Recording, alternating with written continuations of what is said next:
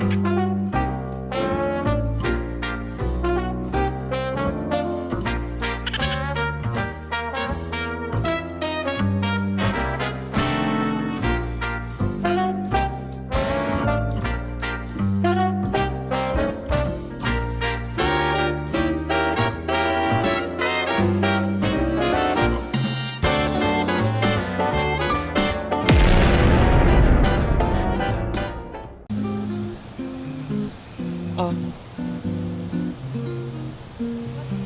Makipag-usap ka. Para mas nakakahiya. Hindi. Para mas nakakahiya. Oh. Bukas na to? Hello, hello, hello. Hi, bebe. Hi, bebe. Nandito kami sa airport. Singapore. Kasi, syempre, alis. Ba't ka pupunta sa airport? Walang gagawin mo. Ganun talaga pag may pagkain na lapitan.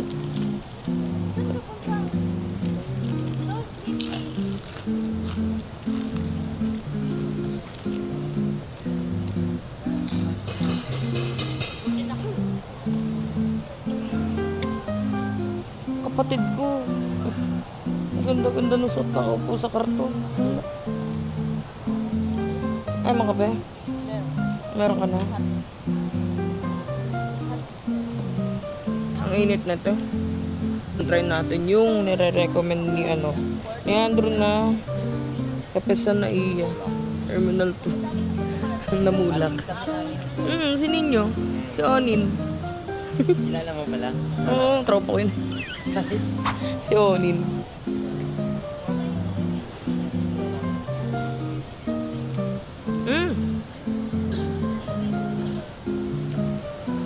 Sarap. Naku, napakatapang ito. Boarding guests bound for Bacolod on flight C2601. Kindly transfer now on gate number 18 with frequent.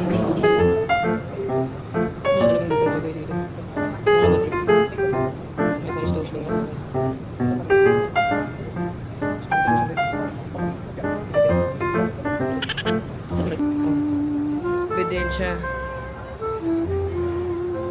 Oh. Hi, Philippines. Hello, Iloilo. Isit ka. Hello, yung bangs ko. Yun na naman yung bangs ko. Pimple ko kasi. May pimple patch ka?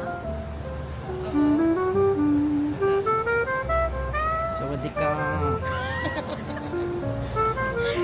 Swati ka. Sawadi ka. Like ka to Like kat to Yung bangs ko, naghihiwalay na naman. So, we Ay, are here in the Philippines. Travel around the world. Ano yan? Fuck your stress. Saan mo binili? Patingin.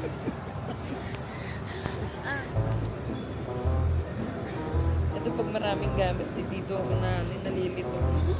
Alam mo yung praning ka, kasi nasa labas ka. Okay na sana kung nasa labas. Dala-dala ko kasi. Hindi ako makatulog. Namilaban. Joke lang. Hindi na ako nagtutulog ng laway kasi sinampal na ako ng chinelis ni Mami Ano ng bata. Alam mo yun? Pag naglalaway daw yung bata, para hindi na daw maglaway, nasampalin daw ng chinelis. Parang effective naman. Funny. Pag pagod lang talaga, nararamdaman ko medyo pag pagod ako. Nakatulog nila ako eh.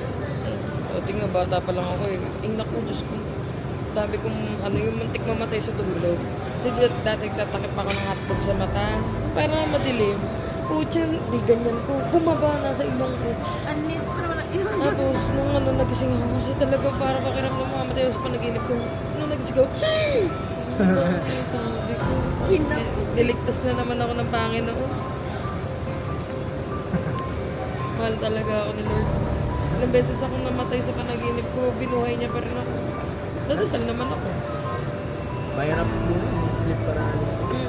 Oo, paniginip. Paralysis, tapos may demonyo nakadagan sa dibdib mo.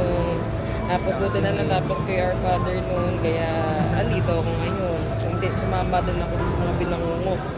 Ay, ang dami ko na pala na kwento. Eh, pwede dagdag yun. Talang ako, Mike. Alam mo ba? May stickers ko. Accumulated na yung stickers ko. Bakit ako matatakot ilagay mismo sa MacBook? Hindi ako matatakot. Uy,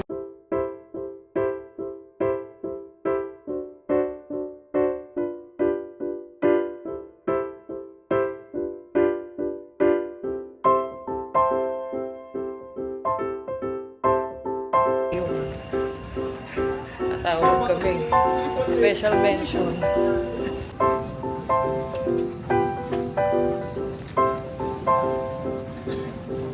Ngarag.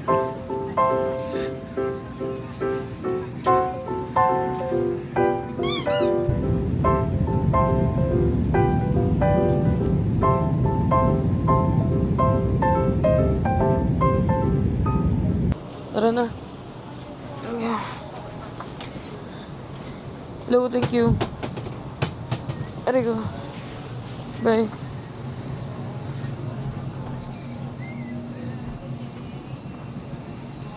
Thank you.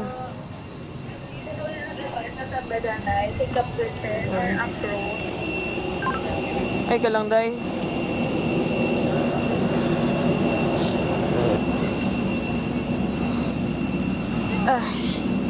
Ayun na, nakalanding ng mga inday. Sana yung jowa ko? Nay?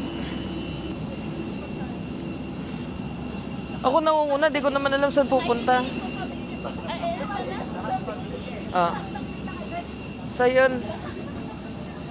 Sobrang orgot lang talaga kanina. Ewan ko na anxious ako. Ngayon lang ulit ako sumakay na aeroplano after 6 months. Tapos nararamdaman ko yung take off. Diyos ko, Lord.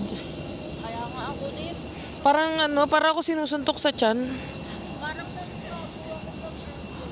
Ako din, nanibago din talaga ako. Ang lamig naman. Ayun na yung gang. Nakalanding na yung gang. Amaya, biyahe kami papuntang Aklan. Kaya kami nag-Iloilo kasi mas mura yung ticket. So medyo sakripisyo nga lang sa oras kasi. Mabiyahe pa ng Aklan by land. It will take around 4 to 5 hours depende sa bilis. Ayun lang. See you.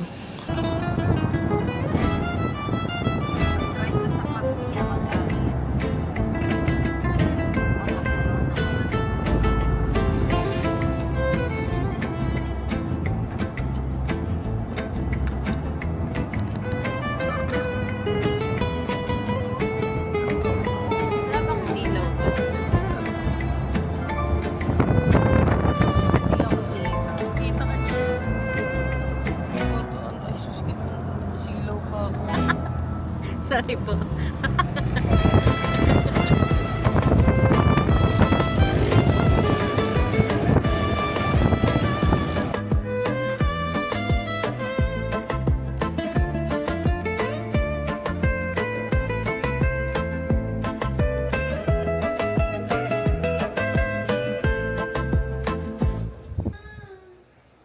Idlip muna tayo bago tayo kumain sa Alicia.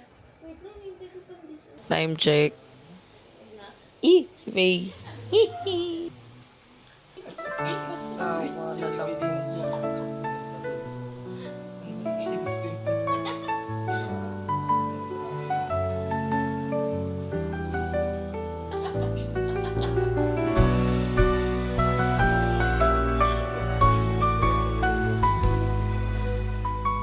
Ouch!